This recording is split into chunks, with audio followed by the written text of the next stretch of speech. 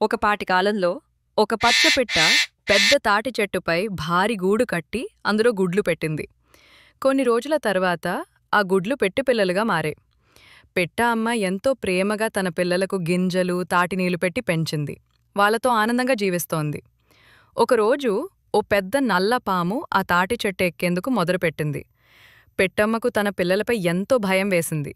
ఆమె అరవడం మొదలుపెట్టింది, రెక్కలు ఊపుతూ భయంతో కేకలు వేసింది. ఆమె అరుపులు విన్న ఇతర పక్షులు వెంటనే వచ్చాయి.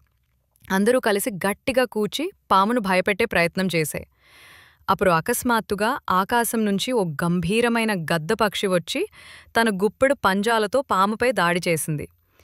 భయపడిన పాము చెట్ల కిందకి జారుకుని పొదల్లోకి పారిపోయింది. ప్రమాదం తప్పినప్పటికీ పెట్టమ్మ భావోద్వేగంతో ఏడవడం మొదలుపెట్టింది. తన పిల్లలు బాగుండడం, ఇతర పక్షులు కలిసి కాపాడడం చూసి ఆమెకు హృదయం నిండిపోయింది.